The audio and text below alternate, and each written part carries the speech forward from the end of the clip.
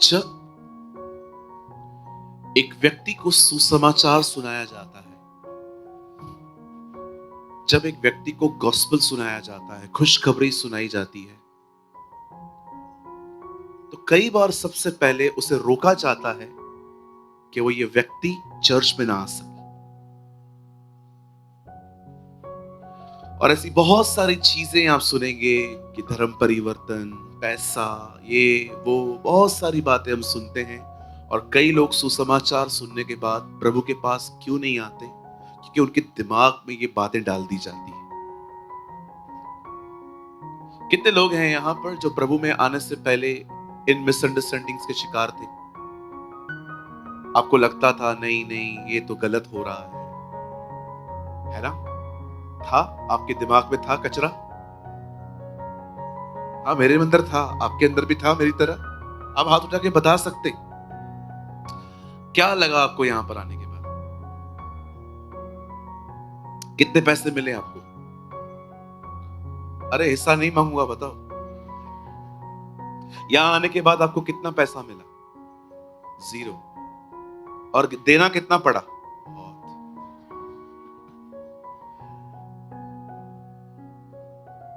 बहुत सारे लोग तरह तरह की बातें करते हैं चर्च के लिए। यहां पैसे मिलते हैं, यहां धर्म परिवर्तन हो जाता है, यहां पर मांस का टुकड़ा खिलाया जाता है, जबकि वो प्रभु भोज होता है। रोटी होती है और दाखरस होता है, हम उसकी याद में करते हैं वो सब। किसी ने कहा ये लोग चर्च पूरी होने के बाद लड़कियों के साथ नाचते। कौन सी बहन के साथ नाचे हम? आइए, सामने आइए। कोई है यहां पर? बहुत सारी चीजें आती। हम वो लोग नहीं हैं जो यहां पर आए हैं, हम वो लोग हैं जिस पे वो प्रकट हुआ कि वो खुदा है। हालेलुया। मैं आप में से हर एक को बताना चाहता हूं, आप में से जितने भी लोग यहां पर हैं, आपने खुद उस पर भरोसा नहीं किया, आपने खुद उसे नहीं पहचाना, वो स्वयं अपने आप को उसने आप पे प्रकट किया। हालेलुया। सोचो आप कितने आशीषित हैं कि इतनी दुनिया में, इतनी बड़ी दुनिया में उसने आपके ऊपर अपने आप को प्रकट किया। जब यीशु ने पतरस से पूछा, लोग मेरे बारे में क्या कहते हैं? उसने कहा, प्रभु कोई आपको एलिया, कोई आपको यिर्मयाह, कोई आपको भविष्यवक्ता कहता है, तू मुझे क्या कहता है? ये तो मुझे भविष्यवक्ता कहते हैं ना, तू मुझे क्या कहता है? पतरस ने कहा, तू जीवते परमेश्वर का पुत्र मसीह है। और प्रभु ने क्या कहा? मांस और लहू ने नहीं, परंतु मेरे पिता ने तुझ पर यह बात प्रकट की है। आप जानते हैं, आप में से जितने भी लोग यहां पर हैं जो ये विश्वास करते हैं कि यीशु प्रभु है, वो मेरे लिए मारा गया, गाड़ा गया, जी उठा, मैं आपको कहना चाहता हूं, आप अपनी मर्जी से यहां नहीं आए हैं और ना अपनी मर्जी से आपने उस पर विश्वास किया है, उसने अपने आप को आप पे प्रकट किया है। You are the most blessed one. कभी ये ना सोचें कि आप आशीषित नहीं हैं। आप इस दुनिया के सबसे अमीर व्यक्ति हैं। बट पास्टर, क्या बोल रहे हैं पास्टर जी? मैं आपको ऐसे बहुत से लोग दिखा सकता हूं जो बहुत पैसे वाले हैं पर गरीब हैं, जिसके पास सिर्फ पैसा ही है ना और कुछ भी नहीं है, गरीब है। सच्चे अमीर वो हैं जिनके पास परमेश्वर है। You are the richest one.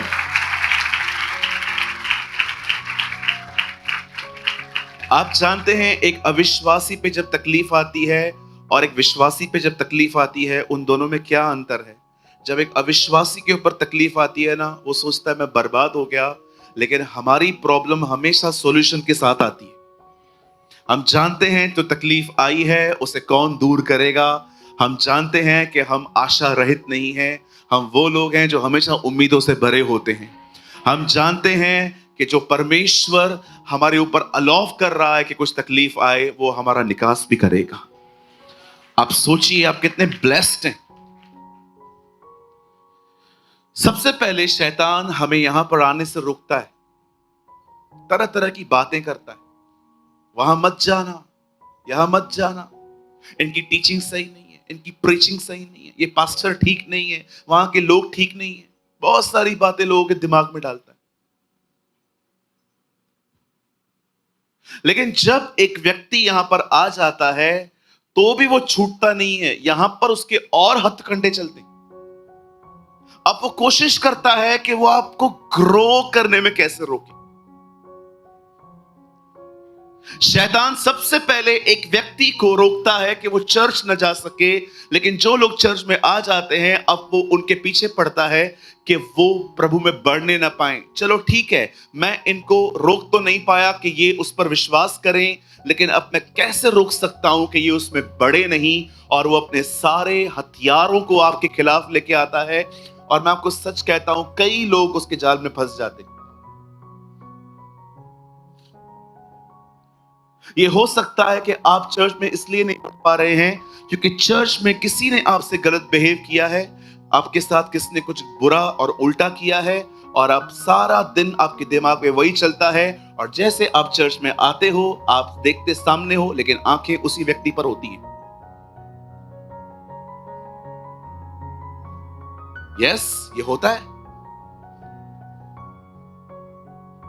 ये हो सकता है कि आप यहां पर बैठे हो, जब मैं आपको देख रहा हूं तो आप मुझे देख रहे हो, लेकिन जैसे मेरी नजर हटी आपकी किसी और पर। हाँ, क्यों नहीं हो सकता?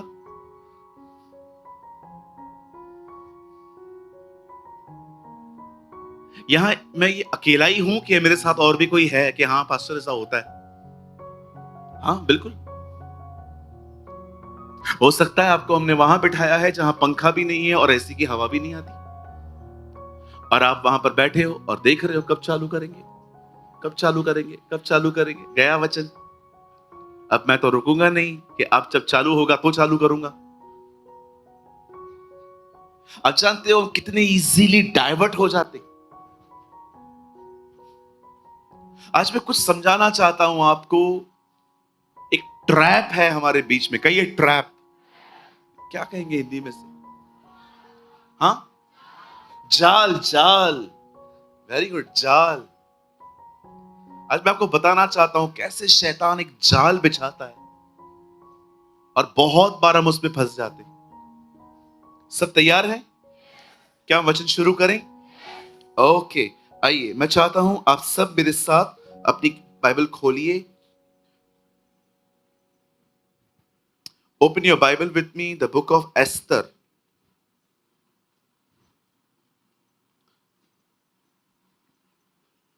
मेरे साथ खोलिए एस्तर 5 अध्याय।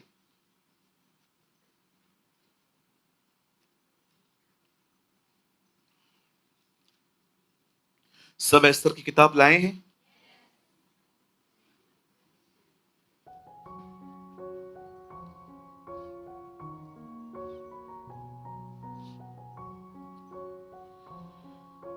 पांच का 9 वचन। 5 verses 9। स्क्रीन पे आ पाएगा?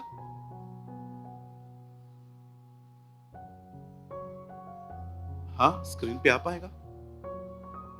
ओके। हाँ, नहीं वो कुछ बता नहीं रहे। ठीक है, 5 का 9। आपके यहां पर ये आया है, और मैं यहां पढ़ लेता हूं। उस दिन हामान आनंदित और मन में प्रसन्न होकर बाहर गया, परंतु जब उसने मौद्रके को राजभवन के फाटक में देखा कि वह उसके सामने न तो खड़ा हुआ और न हटा, तब वह मौद्रके के विरुद्ध क्रोध से भर गया। आइए, मैं चाहता हूं आप सब सामने देखिए। सब अपनी बाइबल को ड्रॉप कीजिए, लिखना बंद करिए और सामने देखिए। मैं चाहता हूं आप नोट्स आज घर जाके बनाएं, और अब आप सुने।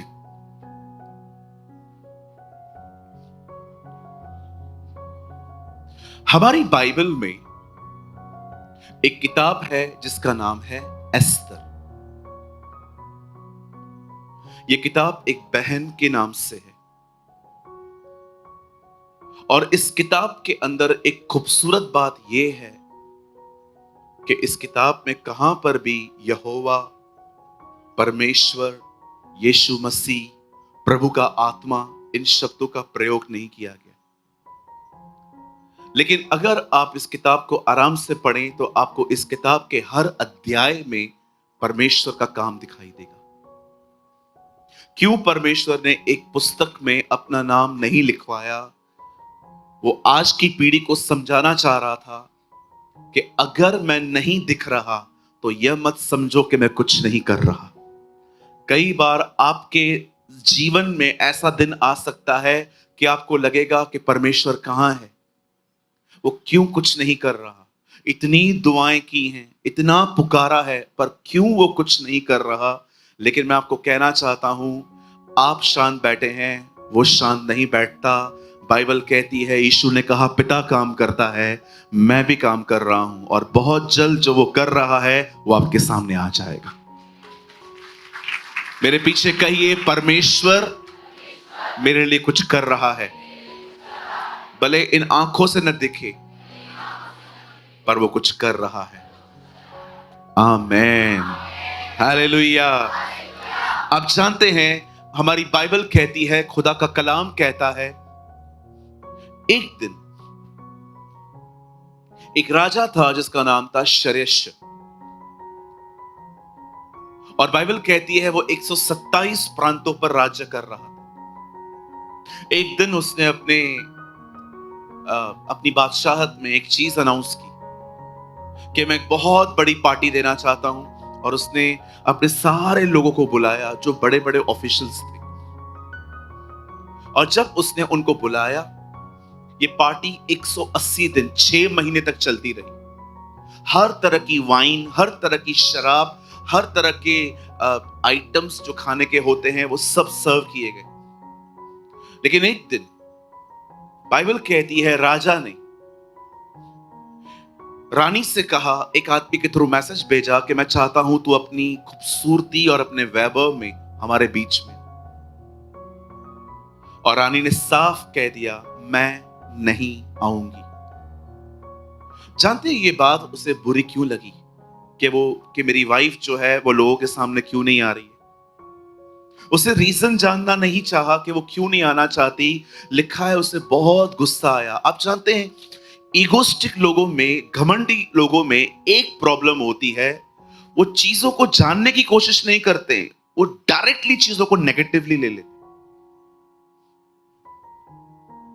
मैं आप में से हर एक को कहना चाहता हूं, कभी भी किसी चीज को नेगेटिव वे में मत ले, पहले उसको जानने की कोशिश करें कि ऐसा क्यों है। ये एक नम्रता की निशानी है। लेकिन घमंडी एक ही बात पे कहता है, मेरी बात नहीं मानी।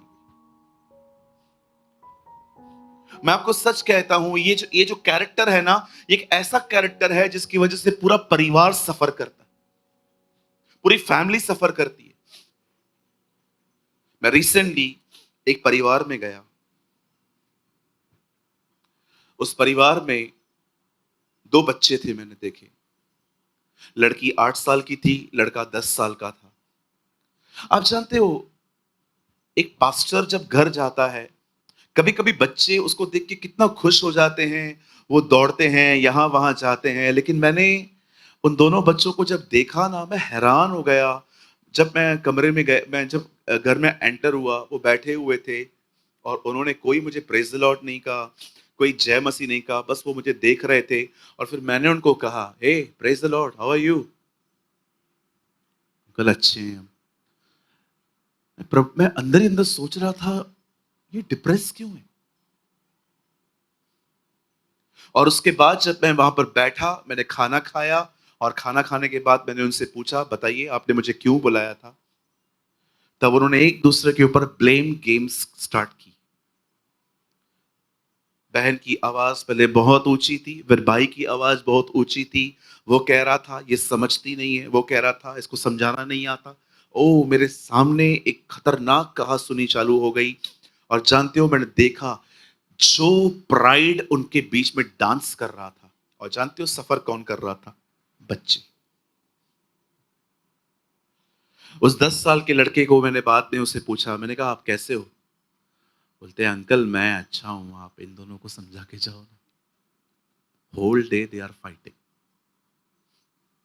आप जानते हैं एक ईगोस्टिक पर्सन की वजह से पूरा परिवार सफर करता है, और एक नम्र व्यक्ति के कारण पूरा परिवार आशीषित होता है।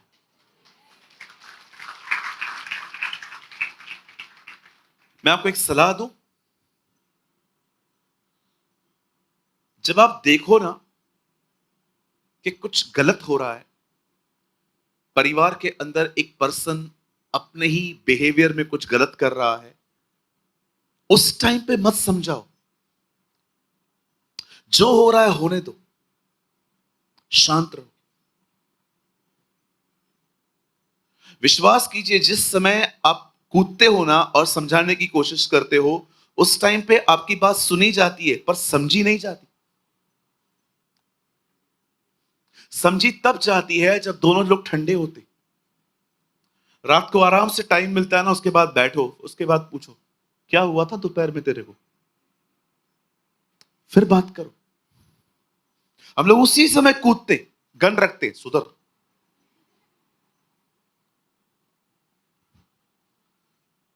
रिएक्ट करने का भी एक टाइम होता है, प्रतिक्रिया करने का भी एक समय होता है। आपको क्या लगता है, मैं अपने लाइफ में जो इर्द गिर्द लोग हैं, मैं सबसे खुश होता हूं?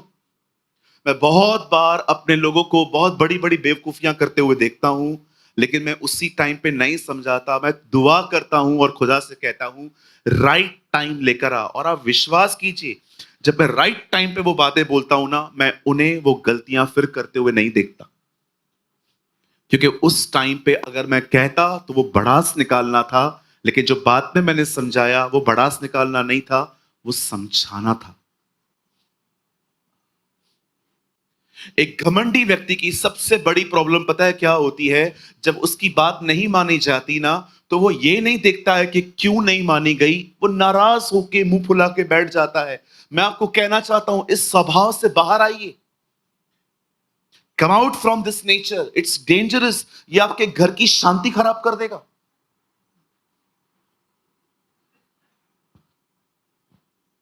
हम्बल बने, नम्र बने। कभी कभी जो हो रहा है होने दीजिए, शांत रहिए, चुप रहिए, प्रभु से बात करिए, फास्टिंग करिए।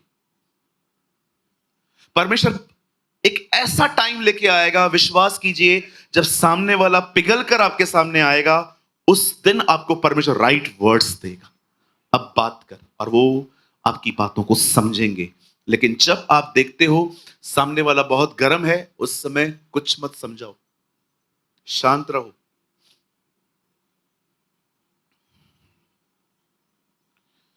जब रानी कहती है मैं नहीं आऊंगी, तो भाई साहब को पूछना चाहिए ना प्रॉब्लम क्या है। गुस्से में आ गया।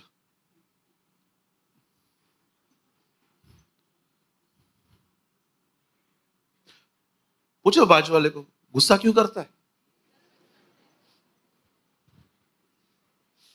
पूछो पूछो, गुस्सा क्यों करते हो? आपको पता है गुस्सा किन लोगों को आता है? गुस्सा आता है उन लोगों को जो अपने आप में बहुत बड़े, हाइट छोटी है इनकी, हैं टिंगू मास्टर, लेकिन अपने आप में बहुत बड़े। मुझे एक चीज समझाइए, जब एलीशा ने नामान से कहा जा यर्दन में डुबकियां मार और तू ठीक हो जाएगा, वो गुस्सा होके वापस अपने शहर को लौट रहा था, वो यर्दन में क्यों नहीं गया? ये तो अच्छा था, एक अच्छा आदमी उसके साथ था, उसने उसको समझाया कि भाई तुझे क्या गलत कहा, लेकिन गुस्सा होके वो कहां जा रहा था?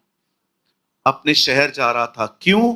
क्योंकि भाई साहब जब घर से निकले थे ना, अपने मन में सोच के निकले थे कि जब मैं वहां पर जाऊंगा, एलिशा आएगा, झुकेगा, चाय पिलाएगा, कॉफी पिलाएगा, पिज्जा खिलाएगा, सब कुछ करेगा। पर ऐसा कुछ भी नहीं हुआ। इस चीज से उसको गुस्सा आया। आप जानते हो, जो लोग बहुत बड़े होते हैं ना, उनको बहुत जल्दी गुस्सा आ जाता है। लेकिन जो छोटे होते हैं ना, जो अपने आप को कुछ समझते ही नहीं है, आप उनको देखो, जल्दी गुस्सा नहीं आता। आप भिखारी को बोल के देखो, नहीं है कुछ भी, आगे बढ़ो। उसने कभी आपको कहा है क्या तू बाहर आ जा? लेकिन एक कोट सूट पहने हुए आदमी को आप थोड़ी सी बदतमीजी करके देखो, केस हो जाएगा आपके ऊपर। क्यों? क्योंकि भिखारी वो सिर्फ मन में भिखारी नहीं था, वो माइंड में भी जानता था मेरे पास कुछ भी नहीं है। लेकिन ये जो बड़ा कोट वाला व्यक्ति है, इसको अपने आप में ये बहुत बड़ा है, इसलिए इससे ठेस पहुंची। इसीलिए यीशु ने कहा, धन्य है वे जो दीन हैं, जो शून्य हैं, जो अपने आप को कुछ नहीं समझते, स्वर्ग का राज उन्हीं का है। यार जीरो। आइए अपने पास वाले से कहिए, नीचे उतरो। हाँ, इधर से उतरो, इधर आओ, इधर से उतरो। मैं बैंक मैनेजर हूं, मैं नेता हूं, मैं घर की मुखिया हूं, मेरे पास चाबियां हैं। नीचे उतरो। कुछ भी आपका नहीं है, सब आपको प्रभु ने दिया है, सब कुछ। अपने आप को कुछ ना समझो, सच कहता हूं, सारे बटन ऊपर हैं। एक बटन बंद कर दिया ना उसने, ये बंद हो जाएगा चलना, अगले ही पल उधर रहोगे और प्रभु आपको कहेगा, क्या बोल रहा था? हाँ, मी बहुत क्या बोल रहा था? बोल तो भी तो बोल। नहीं, मैं तो यही बोल रहा था, आप ही सब कुछ है। हाँ, no no no, your language is change now. अब तेरा भाषा अभी बदला है। मैं आपको सच कहता हूं, सारी जिंदगियों के बटन उधर ही हैं। प्रभु को बटनों की तरह आकर्षित मत करो। बी हम्बिल, बोलो नम्र बनो। आप जानते हैं, यहां देखिए, अगर आपसे व्यभिचार होता है ना, प्रभु आपका मदद करेगा। विश्वास करो, आपको गुस्सा आता है ना, प्रभु आपकी मदद करेगा। अगर आपको चोरी करने की आदत है ना, प्रभु आपकी सहायता करेगा। आपकी आंखों में व्यभिचार है ना, प्रभु आपकी सहायता करेगा वहां से आपको निकालने में। पर विश्वास करो, यदि आप में घमंड है, प्रभु आपकी मदद नहीं करेगा, परमेश्वर आपका सामना करेगा। ये मेरी बाइबल कहती है। खुदा का कलाम कहता है, मैं दीनों पर अनुग्रह करता हूं, परंतु मैं घमंडियों का सामना करता हूं। पता है, परमेश्वर जब सामना करता है तो क्या होता है? परमेश्वर आपको पब्लिकली नीचे कर देगा, सबके सामने वो आपको नीचे कर देगा। आप टूटोगे, नम्र बनोगे। विश्वास करते हैं वो ऐसा व्यवहार क्यों करता है अपने लोगों के साथ? वो कभी कभी क्यों अलाउ करता है कि हम पब्लिकली डिसरिस्पेक्ट हासिल करें? क्योंकि वो आपको बचाना चाहता है, वो आपको बचाना चाहता है। मैंने एक दिन प्रभु से कहा, प्रभु आप घमंडी का सामना क्यों करते हो? परमेश्वर ने कहा, क्योंकि मैं उससे प्रेम करता हूं और मैं उसे बचाना चाहता हूं। जब तक मैं इसके घमंड को नहीं तोड़ूंगा, मैं इसको बदल ही नहीं पाऊंगा। इसीलिए मैं बहुत सारे तरीकों से पहले इसके घमंड को तोड़ता हूं, ताकि मैं इसे बदल सकूं।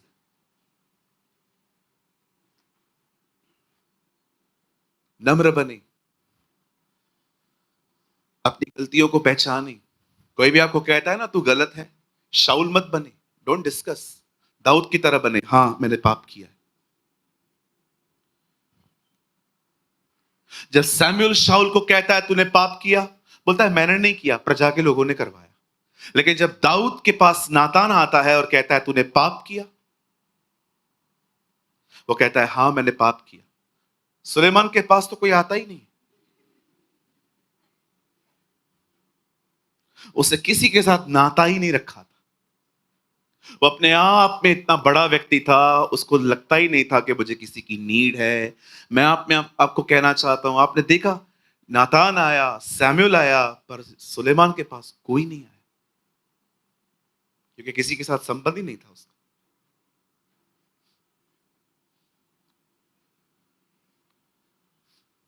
अ मैन विथ प्राइड, शरेश।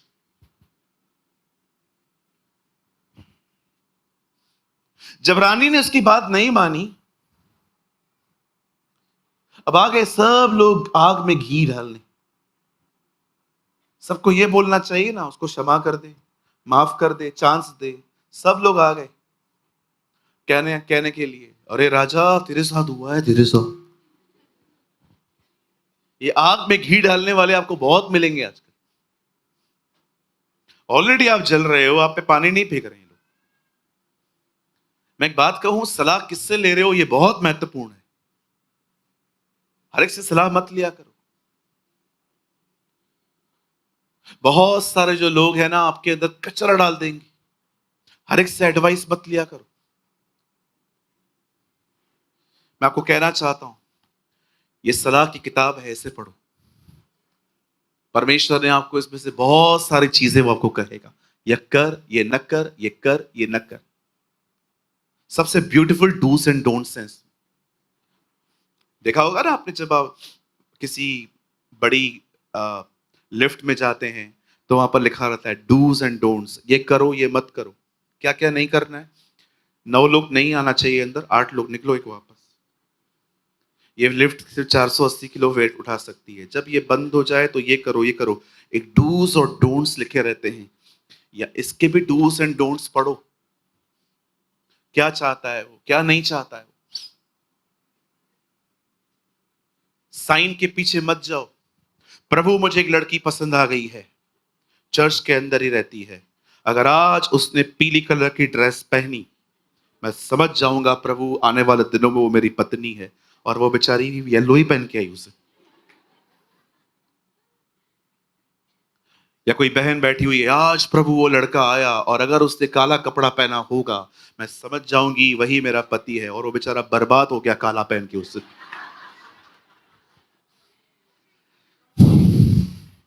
ऐसे ऐसे साइन रखते हैं आप लोग। नो, बंद करो ये। वचन पढ़ो, उसमें क्या लिखा है। Don't seek sign, seek scripture.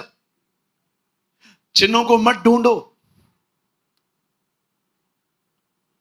प्रभु अगर आज आप मुझसे खुश हैं ना, तो पास्टर प्रेमानी आज व्हाइट कलर का पैंट पहन के आएंगे। ब्लैक, गुस्सा है तुझ पे प्रभु। एक बहन ने मुझे ऐसा कहा था हमारे चर्च के अंदर, पास्टर आपको पता है मैं बहुत खुश हूं आज। मैंने कहा क्यों? बोला आज मैंने प्रार्थना की थी, प्रभु अगर मेरे पास्टर जी आज काला पैंट पहन के आए, मैं समझ जाऊंगी तू मुझसे खुश है। अभी मेरे पास है ही, मेरे पास 4 4 पैंट है काला,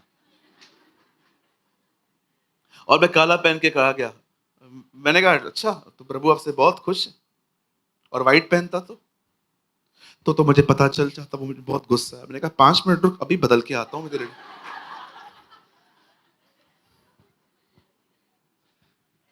कहिए मुझे चिन्ह नहीं ढूंढने, मुझे वचन ढूंढना है। Yes, hallelujah. मैं आपको एक बात बताऊं, आपको बहुत अच्छी लगेगी। जब यीशु यरदन नदी पे गए, तो वहां पर पिता ने उसके लिए कहा, यह मेरा प्रिय पुत्र है जिससे मैं अति प्रसन्न हूं। He is my beloved son, with him I am well pleased. पिता ने अपने बेटे के लिए ये वर्ड्स कहे, और जैसे ये वर्ड्स पिता ने कहे, 4:1 में शैतान आता है और यीशु को कहता है, यदि तू उसका बेटा है, पत्थर को रोटी बना। आप जानते हैं यीशु मसीह ने उसको ये नहीं कहा, तू मुझसे क्यों पूछ रहा है इस तरह, क्या तूने नहीं सुना पिता ने मेरे लिए क्या कहा? यीशु ने अपना अनुभव नहीं बताया। यीशु ने उससे कहा, लिखा है, लिखा है, लिखा है। शैतान अनुभव से नहीं डरता, शैतान वचन से डरता है। यीशु ने यह नहीं कहा मैं उसका बेटा हूं, यीशु ने कहा लिखा है। मैं आप में से हर एक को कहना चाहता हूं, आप स्वर्ग होकर आइए और शैतान के सामने खड़े होकर कहिए, दूर हो जा, क्योंकि मैं स्वर्ग से होकर आया हूं। वो कहेगा पहले मैं भी उधर ही रहता था।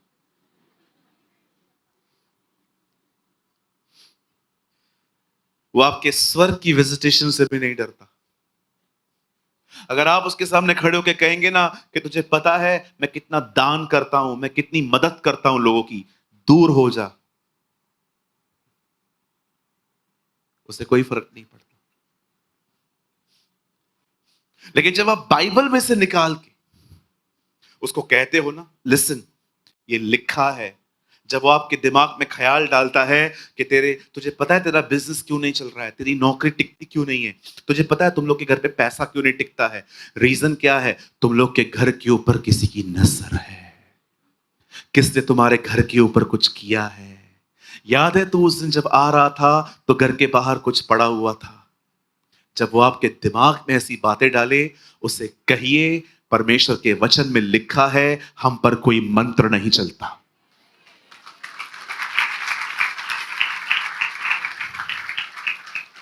मेरे पीछे कहिए, शैतान मेरे अनुभवों से नहीं डरता। शैतान डरता है जब मैं कहता हूं लिखा है। यस।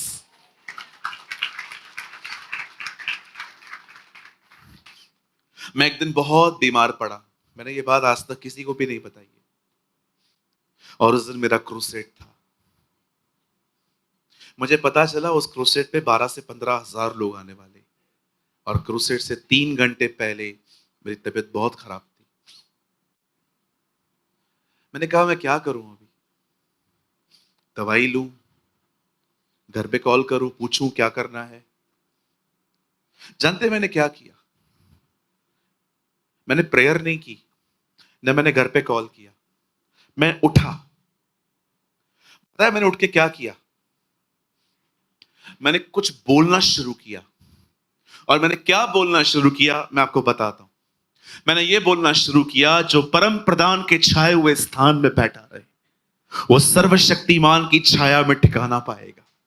मैं प्रभु के विषय में कहूंगा, वो मेरा दृढ़ गढ़ है, वो मेरा भरोसा है, वो मेरी चट्टान है।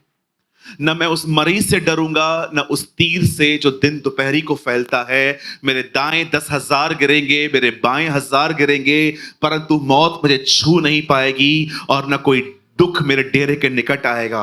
विश्वास कीजिए, जब मैं ये बोल रहा था, बोल रहा था, बोल रहा था, बोल रहा था, और जब मैं लास्ट उस वर्ड पे आया कि मैं उसको अपना किया गया उद्धार दिखाऊंगा, अपना छुटकारा दिखाऊंगा, आप विश्वास कीजिए, जब मैंने वो अपने मुंह से कहा, मैंने ये महसूस किया कि मेरे बदन में से बुखार जा रहा है।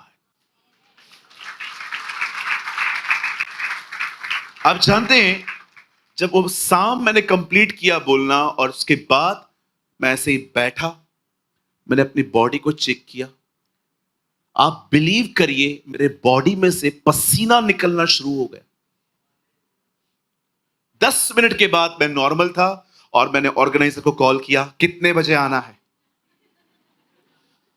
जैसे यीशु मसीह गसमनी में स्ट्रगल कर रहा था, हे पिता, हे पिता, प्याला हटा, हे पिता तेरी इच्छा पूरी हो। लेकिन जब सामर्थ मिली, वो खड़ा हो गया और कहता है, चलो मेरे पकड़वाने वाले आ गए। वाह, आई एक्सपीरियंस। देखा आपने यीशु कैसे स्ट्रगल कर रहा था, लेकिन जब एंजल ने उसको ताकत दी, उसके बाद उससे प्रार्थना नहीं की, उसने कहा उठो मेरे पकड़वाने वाले आ गए। और यहूदा सामने से आ रहा था और उसने उसको किस किया और वो उसको कहता है, हे मित्र, क्या चूम के मुझे पकड़वा रहा है? मेरे भाइयों, मेरी बहनों, इस वचन को कन्फेस करना सीखो। ये एक तलवार है, ये एक बीज है, ये एक आग है। इसे बोलो, प्रैक्टिस करो, महीनों प्रैक्टिस करो, रोज बोलो, रोज अंगीकार करो, प्रार्थना अलग करो, इस सेशन को अलग रखो। जो स्टूडेंट्स यहां पर बैठे हुए हैं, मैं आपको कहना चाहता हूं, आप जब पढ़ाई करने के लिए जाते हैं ना, स्पेशली जो बच्चे हैं, ये कहा करिए, प्रभु आपके वचन में लिखा है, ये आप मुझे बुद्धि देंगे, आप मुझे समझ देंगे, आप मेरा मार्गदर्शन करेंगे और जिस मार्ग पे चलना होगा उसकी आप मुझे अगुवाई देंगे। प्रभु मैं यहां हूं, लीड मी। आप जितनी बहनें यहां बैठी हैं, जिनके पति अब तक उद्धार में नहीं आ पाए हैं, दे आर गुड पीपल, वो अच्छे लोग हैं। वो आपके साथ बहुत अच्छा बिहेव करते हैं, लेकिन वो यीशु को नहीं जानते, वो न्यूट्रल होके बैठे हैं। प्रार्थना के बाद कन्फेस करिए, कहिए, हाँ प्रभु मैं जानती हूं तू उनको ले आएगा, न तो बल से न शक्ति से, पर ये तेरी आत्मा के द्वारा होगा। ओ मैं आपको कहना चाहता हूं, कन्फेस करिए कि आने वाले दिनों में मेरा पति और मैं फास्टिंग में एक साथ बैठेंगे। आप जानते हैं, मैं कुछ बोल रहा हूं, अब बड़े ध्यान से सुना। परमेश्वर सब कुछ कर सकता है, लेकिन फिर भी वो आपके लिए उतना ही करेगा जितना आप उस पर विश्वास करते हैं।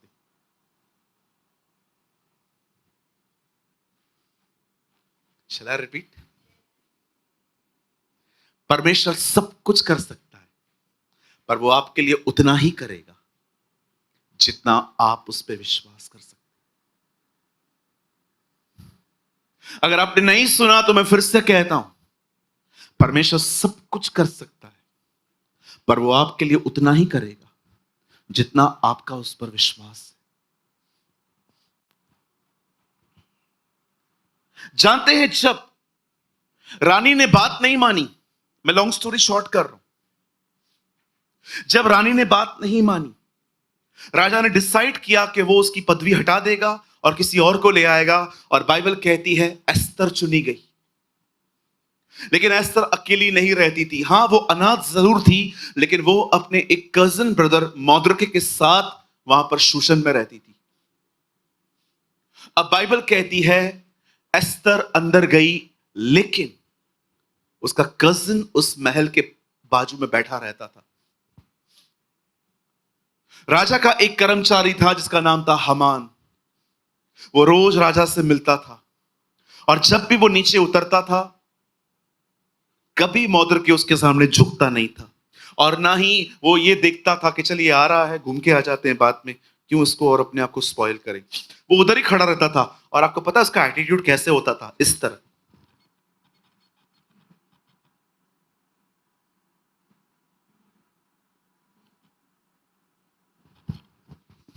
मैं नहीं झुकूंगा। न पीछे हटता था, न झुकता था। अब ये जो बिहेवियर था ना, ये जो बिहेवियर था, ये मौद्रके नोटिस करता था। एक दिन उसे बहुत गुस्सा आया। एस्तर की किताब में आपको एक से एक घमंडी लोग मिलेंगे। शरेश, हमान, एक से एक घमंडी। अब इसने देखा मुझे ये मेरे सामने झुकता नहीं है, और पता है उसने एक दिन क्या किया? राजा के सामने जाके कह के आता है, राजा तुझे पता है हमारे बीच में एक जाति रहती है जो तेरे कानून को नहीं मानती। तू बोल, मैं इनको आज ही कत्लेआम करवाता हूं, और मैं तुझसे वादा करता हूं इनकी लूट मैं भंडार में ले आऊंगा। राजा कहता है जा तू कर। और जब फतवा जारी होता है कि सारे यहूदी तैयार हो जाओ, इस दिन पे तुम्हारा कत्ल होगा, और जब लेटर मौद्रके के पास आता है, वो एस्तर को संदेश भेजता है कि तू जा, क्योंकि तू इसी दिन के लिए ठहराई गई है, बात कर। वो कहती है नहीं, राजा ने मुझे कई दिनों से नहीं बुलाया है, और विदाउट परमिशन अगर मैं वहां पर गई मुझे मार दिया जाएगा। एक और लेटर भेजा जाता है एस्तर के पास, उसमें लिखता है, देख हो सकता है हमारी जिंदगी तो बच जाएगी, लेकिन अगर राजा को बाद में पता चला कि तू भी यहूदी है, तू जाएगी। तब वो लोगों को कहती है, ठीक है मैं बात करने के लिए तैयार हूं, लेकिन तुम मेरे लिए उपवास करो, और मैं जाऊंगी। मर गई तो मर गई। मेरी बहनों, सब सामने देखिए, सिर्फ बहनें देखिए। जो बहनें यहां पर हैं, मैं आप में से हर एक को कहना चाहता हूं, आप जानती हैं आप प्रभु की चुनी हुई बेटियां हैं। उसने आपका चुनाव किया है, आपने उसे नहीं चुना है, उसने आपको चुना है। मैं एक चीज आपसे पूछना चाहता हूं, बड़े ध्यान से सुने। एस्तर यहूदियों का बोझ लेकर राजा के सामने गई थी। मैं आप सारी बहनों से कहना चाहता हूं, इससे पहले कि प्रभु आपको इस्तेमाल करे, पर क्या आप इन दिनों में दुआओं में बढ़ रहे हैं? क्या आप लोगों को अपने हृदय में लेकर खुदा के सामने जाते हैं? मैं आपको सच कहता हूं मेरी बहनों, विश्वास करो, जितनी भी बहनें आज तक इस्तेमाल की गई हैं, उनको सबसे पहले परमेश्वर ने प्रार्थना करना सिखाया। मार्था विंग्स, पंडिता रमाबाई, गुलशन एस्तर, कैथरीन कुलमिन, आप पढ़ के देखिए इनकी बायोग्राफीज। ये प्रचार बाद में करती थी, पर कई साल पहले इन्होंने दुआएं करी थी। परमेश्वर ने उनके अंदर बोझ डाला था। आज आप यहां से बाहर निकल के देखिए हमारे शहरों की हालत क्या है। मुझे समझ में नहीं आता, कुछ लोग कहते हैं प्रार्थना का विषय नहीं है। आप यहां से बाहर निकलो, अगर आप सच में उसके साथ जुड़े हुए हो ना, आपके अंदर एक दुआ स्टार्ट हो जाएगी कि प्रभु तूने बचा, तूने संभाल। ये अंधेरे में है, ये अंधकार में है, आपको इन पे तरस आएगा। बाइबल कहती है तुम लूत को जानते हो, जो अपने मन में पापियों को देख देख कर पीड़ित होता था। हम में से बहुत सारे लोग लूत को सिर्फ सदोम और अमोरा में देखते हैं, पर पतरस की किताब में पढ़ के देखिए, पतरस उसके बारे में कहता है, क्या तुम नहीं जानते वह सदोम और अमोरा के लोगों को देख देख कर अपने मन में पीड़ित होता था।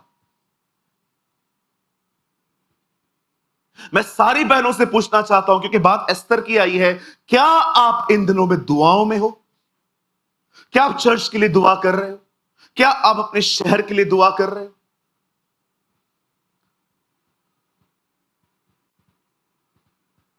विश्वास कीजिए, प्रचार की सेवकाई बहुत आसान है, पर प्रार्थना की सेवकाई इतनी आसान नहीं है। लड़ता है शैतान उन लोगों से जो दुआएं करते। आपको क्या लगता है जब पर्शियन रीजन में जब दानियल के ऊपर सताव आया तो क्या दानियल पे आया? नो। आप देखो ऑर्डिनेंस जब पास किया गया तो उसमें क्या लिखा था? जो कोई राजा को छोड़ किसी और के सामने झुकेगा वो मरेगा। आप जानते हो प्रॉब्लम सिर्फ दानियल के ऊपर नहीं आई, प्रेयर के ऊपर आई कि बंद करवाओ इसकी प्रार्थना। लोग तो सिर्फ यूज किए गए, पीछे तो कोई और ही है। कुछ डीमंस थे जो दानियल की प्रेयर को रोक रहे थे। बी इन प्रेयर, दुआओं में रहो। कितनी बहनें ये बात जानती हैं? यीशु के आने से पहले हन्ना नाम की एक स्त्री जो 80 साल से विधवा थी, बाइबल कहती है परमेश्वर के मंदिर में वो दुआएं करती थी कि जल्दी से उसका राज्य आए। मैं आप सारी बहनों को कहना चाहता हूं, आप भी दुआओं में जाओ और दुआ करो, उसको कहो तू अपने बेटे को जल्दी भेज। Oh, you pray for his coming. जैसे हन्ना उसके पहले आगमन के लिए प्रार्थना करती थी, आप दुआ करिए और उससे कहिए बस अब बहुत समय हो गया है, अब भेज, अब भेज उसे। जैसे उन दिनों में परमेश्वर ने कुछ बहनों का उपयोग किया यीशु के पहले आने के लिए, मेरी दुआ है परमेश्वर आपका उपयोग करे उसके दोबारा आने के लिए। न केवल बहनें पर हम सारे जो भाई हैं, हमें भी। आप जानते हैं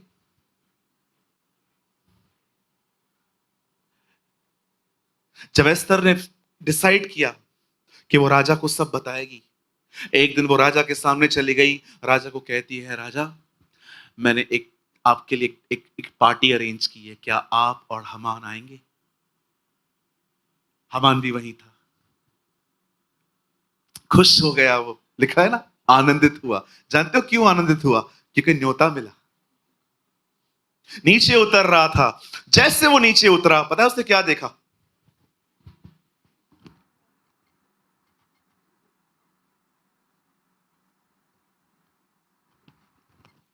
उसका ध्यान फिर से मौद्रिक पे गया। एक ही वर्ड में लिखा है, आनंदित भी था फिर गुस्सा हो गया। एंग्री एंड जॉय बोथ लिखा है, उसको गुस्सा आ गया। घर जाता है, अपनी पत्नी और अपने परिवार को बताता है, आपको पता है आज मैं कितना आदर पाया, रानी ने मुझे बुलाया है, राजा ने मुझे बुलाया है, लेकिन एक चीज मुझे समझ में नहीं आती, उस मौद्रिक का कुछ करना है, ये झुकता नहीं है मेरे सामने। और देखो क्या एडवाइस दी गई, उन्होंने कहा 50 हाथ फंदा, 50 हाथ का लंबा फंदा बना, कल इसको चढ़ा देते। कल का आखिरी दिन कर देते और उससे बनवाया।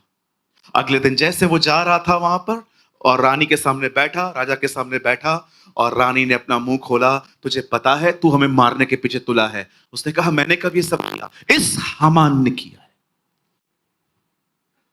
उसी समय उसके ऊपर एक कपड़ा डाल दिया गया और बाहर लेके जाया गया। और आपको पता है, जो फंदा उसने मौत के लिए बनाया था, उसी फंदे पर वो चढ़ गया।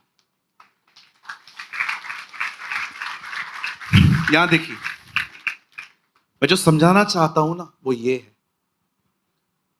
मैं इस बंदे के ऊपर हैरान हूं। राजा आदर दे रहा है, वो तुझे राज दरबार में बुलाता है, वो तुझसे बात करता है, वो तुझसे अपनी सारी बातें शेयर करता है, और तेरा ध्यान किस पर है? एक ऐसे व्यक्ति पर जिसकी कोई पोजीशन भी नहीं है।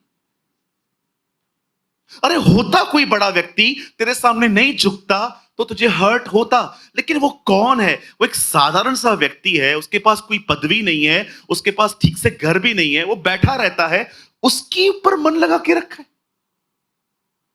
और उससे सब खो दिया।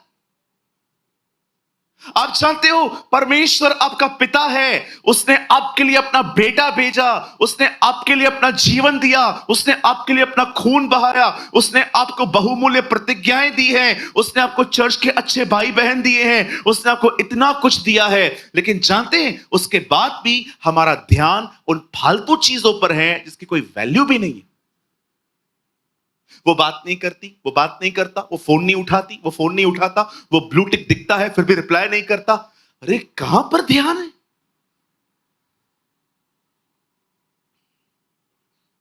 अच्छे होते थे नोकिया के फोन पहले वाले, मैसेज जाता था, ना ब्लू टिक होता था, ना कुछ होता था। आज देखा है, अगर आप किसी को मैसेज भेजो और ब्लू टिक हो जाए और वो रिप्लाई ना करे, इसी चीज ने लोगों को आजकल ओवर थिंकर बना दिया। क्या किया मैं? मैसेज तो उसने पढ़ा है, रिप्लाई क्यों नहीं कर रहा है? कौन सा मेरा कांड पता चल गया इसको? सच्ची कहता हूं, इस ब्लू टिक ने बहुतों की जिंदगी खराब कर दी। क्या फोन होते थे वो नोकिया के, टू टू टू टू टू टू, देखा था आप? सांप खेलते थे, सांप वाली, कितने लोगों ने सांप वाली गेम खेली थी? वो सांप छोटा सा होता था, उसको इधर उधर करके छोटे छोटे सांपों को खाता था। कुछ देखा था आपने? कुछ था उसमें कोई प्रॉब्लम? मैसेज जाता था, पता भी नहीं होता था उसने पढ़ा कि नहीं, मैंने भेज दिया। लेकिन आज जैसे आप देखो, पहले पहले तो देखना पड़ता है लास्ट सीन क्या। 11:23, 25 बज रहे हैं, अब भेज भेज, 2 मिनट पहले ऑनलाइन आया है तो होगा। और उसके बाद जब आप भेजते हो, और व्हाट्सएप ऐसा ऐप है कि मैसेज बाहर से पढ़ सकते हो आप कि इसका है, अंदर जाना ही नहीं। विश्वास कीजिए, 99% लोग झूठ बोलते हैं, बाहर से पढ़ लेते हैं, बाद में कहते हैं मैंने देखा ही नहीं। ओ हो, खुदा तुम्हें बचाए। और उसके बाद जब आप देखते हो कि ब्लू टिक है, पढ़ लिया, और 2 दिन तक उसने आपको रिप्लाई नहीं किया है, अब आप 2 दिनों में अपने अंदर से घूम के आओगे, क्या किया मैंने? कौन सी चीज से इसको ठेस पहुंचाया? किसने कुछ मेरे बारे में कह तो नहीं दिया?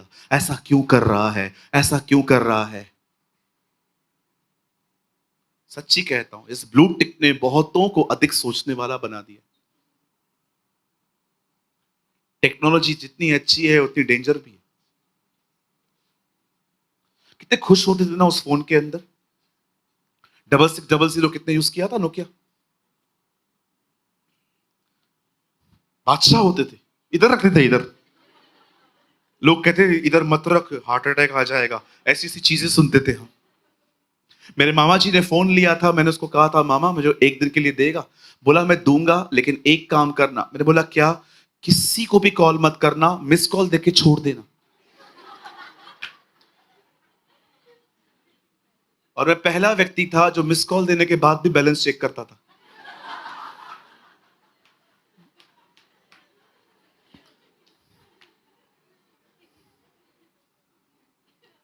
किस पे ध्यान है यार? तेरे को राजा बुलाता है। मैं आप में से हर एक को कहना चाहता हूं, राजा ने आपको बुलाया है, आप राजा की उपस्थिति में रहते हो। राजा ने आपका आपका चित्र अपनी हथेलियों पे खोद खोद के बनाया है। राजा ने अपना आपका नाम जीवन की किताब में लिखा है। और आपका ध्यान कहां है इन दिनों में? इसने मुझे प्रेज द लॉर्ड नहीं कहा, इसने मुझे जय मसीह नहीं कहा, इसने मेरा फोन नहीं उठाया, इसका ब्लू टिक था। कहां ध्यान है? इतनी सी बातों को सोच सोच के इतना बड़ा बना दिया है हमने, इतना बड़ा बना दिया है कि आज वो बातें हमारी हाइट से भी बड़ी हो गई। मेरे भाइयों, मेरी बहनों, वो गलती मत करो जो गलती हामान ने की। एक छोटी सी बात की वजह से उसकी जिंदगी बर्बाद हो गई। उसने अपना सब कुछ खो दिया। याद रखिए, पैसे चले गए, वापस आएंगे, सेहत चली गई, प्रभु देगा। इस व्यक्ति की तो जिंदगी ही चली गई। अब क्या करेगा? मिस्टेक देखो भाइयों, believe me, he lost his life. उसने अपना जीवन खो दिया। जो है वो देखो, जो नहीं है वो मत देखो। आपने अदन की वाटिका में देखा, परमेश्वर ने सब कुछ दिया था, पर शैतान आके आदम और हवा को उसने क्या दिखाया? देखो, वो पेड़ तुम्हारा नहीं है। वो उनको वहीं लेके गया। जो शैतान, जब शैतान आपके करीब आता है ना, तो वो ये नहीं दिखाता कि आपके पास क्या क्या है। वो हमेशा आपको दिखाएगा क्या क्या नहीं है, ताकि आप उनकी तरफ देख देख के खुद को मेंटली हैरेस करें, परेशान करें, हताश रहे और निराश रहे। अगर आपको लगता है मेरे पास कुछ भी नहीं है, तो मैं आपको एक लिस्ट देता हूं आपके पास क्या क्या है। विश्वास करिए, आपके पास परमेश्वर है। विश्वास करिए, आपके ऊपर परमेश्वर का अभिषेक है। विश्वास कीजिए, परमेश्वर का वचन आपके अंदर है। विश्वास कीजिए, परमेश्वर दिन प्रतिदिन आपको अपनी तरह बना रहा है। विश्वास कीजिए, आपका नाम उससे जीवन की किताब में लिखा है। विश्वास कीजिए, बहुत जल्द आप वहां होंगे जहां वो खुद है। विश्वास करिए, आप वो व्यक्ति हैं जो अमीर हैं। क्या परमेश्वर ने इस संसार के गरीबों को नहीं चुना कि वो विश्वास में धनी किए जाए? कौन कहता है हम गरीब हैं? We are the richest. We are the richest. कभी बोलना मत कि क्या किया है मेरे लिए प्रभु ने। अरे, तुम्हें दिखाई नहीं देता। अगर आप ये सोचते हो ना, प्रभु ने मेरे लिए क्या किया है आज तक, आपको दिखाई नहीं देता। अगर उसका हाथ उड़ जाता ना, तो आप खत्म कर देते खुद को। आप क्यों जिंदा हो? क्योंकि उसने आपको संभाला है। और आपको क्या लगता है, आपको क्या लगता है जिंदगी हमेशा आपकी ऐसी ही रहेगी? हमेशा याद रखिए, यूसुफ एक समय कैदी था, पर दूसरे समय में वो बादशाह बना। रूत एक समय नौकरानी की तरह काम कर रही थी, पर एक दिन वो उस खेत की मालकिन बनी। दाऊद एक दिन चरवाहा था, लेकिन एक दिन परमेश्वर ने उसको अपनी प्रजा का प्रधान बनाया। याद रखिए, विश्वास योग्य लोग हमेशा एक जैसे नहीं रहेंगे। परमेश्वर उनकी ऋतुओं को बदलेगा। और आप जानते हैं, वो कुछ ऐसा करेगा कि आप दाऊद की तरह कहोगे, जब यहोवा हमें सिय्योन ले आया, तो क्या ये स्वप्न सा न जान पड़ा?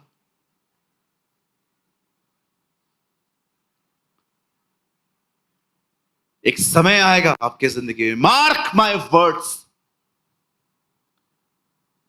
एक समय आएगा जब परमेश्वर आपको वहां ले जाएगा जहां आपको ऐसा लगेगा कि आप ड्रीम में हो, आप सपने में हो, और आप भी दाऊद की तरह कहोगे, जब यहोवा हमें सिय्योन ले आया, तो क्या ये हमारे लिए स्वप्न सा नहीं था? आमीन।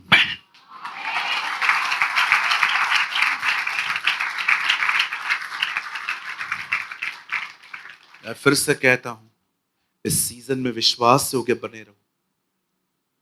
भरोसा करो, विश्वास करो, चलते रहो उसके साथ। जो वो कहता है वही आप मुंह से कहो। वो मत कहो जो शैतान आपके दिमागों में डालता है, वो कहो जो प्रभु ने आपके मन में डाला है। अपने कुल पिता अब्राहम को देखो। इब्रानियों में लिखा है, जब वो अकेला था तब मैंने उसे बढ़ाया। प्रभु बढ़ाते हैं। बोलो अपने पास वाले को, राजा ने आपको बुलाया है, मौद्र के पे ध्यान मत दो। हालेलुया। खड़े हो जाइए, शांति से खड़े हो जाइए।